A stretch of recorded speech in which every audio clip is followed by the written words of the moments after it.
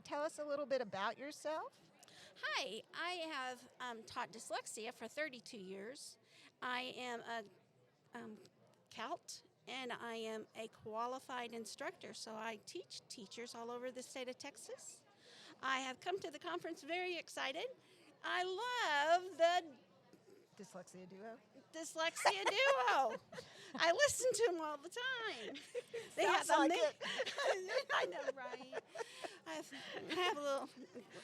Well, I have seen your posts on our Yes. Facebook posts, Yes, so I share do it with know you're everyone. a fan. I am a fan. I listen to them when I'm getting my chemo, and so through Spotify, I have listened to Jan Helsber, and she is here at the conference today, so I can't wait to see her. I share it with my parents. I share it with teachers. I share it with administrators. I share it with my family who is in Iowa, who is trying to get some dyslexia students in the Public education. in public education. Okay. They don't teach dyslexia in public education in Iowa, but you can get a tutor and use class time, and parents can pay for it. I'm going to summon Iowa. Yeah. So, and it's very funny because in Iowa, what happened in Iowa State in the early 1900s? What? Orton Gillingham. Was that Iowa? It was Iowa State University. I don't think I knew that. Well, I should okay, have. I Dr. should have. Orton was there, Wow. and So so this makes it very crazy. Yeah, that is That is crazy. crazy. That is crazy, but I love this conference. I come as often as I can. I am right now in the exhibit hall. I have already listened to several speakers talk about middle school students and how to help middle school students with education. You guys know that it's very, very difficult. It is. Because they don't want to be baby trapped. They don't want to go to apple, bat, but I got some really great ideas on how to help incorporate reading and instruction of teaching reading instead of just jumping into comprehension Right. for middle school students. Right. That's amazing. And so for our listener audience, no, you're supposed to talk. Don't act like you're not supposed to talk. Mary and I have known each other for decades. Yes, honestly. I would say so. Yeah, we started off in a district nearby together. And then we both went into retirement and we worked on, with TEA, the Texas Dyslexia Project. And Yes. we trained hundreds of Absolutely. teachers virtually using Amplio, who's one of our sponsors, and the MTA curriculum. So we've known each other for a really long time. And I was so shocked to see that she was here because I know she wasn't feeling well. Yeah, no, I just love this conference, and this is the first place I came. I looked up where your Booth? booth is, and I made sure I came here first. Oh, I didn't know I'd be great. on the radio, but hoo-hoo, I'm on the radio. Now you'll have to listen to yourself. Okay, Live. woohoo. That's the hard. Well, I was joking with somebody earlier because, we get the rough edits from our producer, so I'll listen to it in the car, and then my adult children will sometimes be in the car and go, ooh, you want to hear the podcast Mom's on? Mom, we hear you talk all the time. We don't want to hear you talk some more. Okay. I don't want to hear you.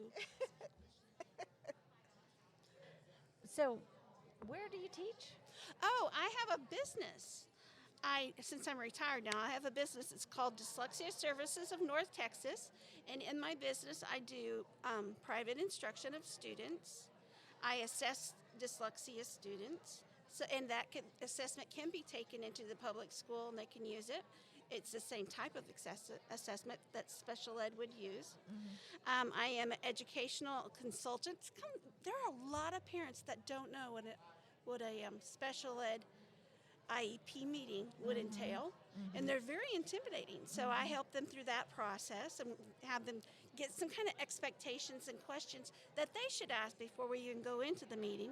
And I do speaking and training of teachers all over the state of Texas through MTA, and then I do a lot of public speaking just to explain to parents the awareness. I have meetings all over North Texas just to give the awareness of I do a simulation, what it feels like to have the dyslexia and how frustrating it can be, and that opens the eyes of parents enormously. They're like, I didn't realize that trying harder doesn't really No. help help a kid, give them a skill that will help them. Do you do those simulations like on location?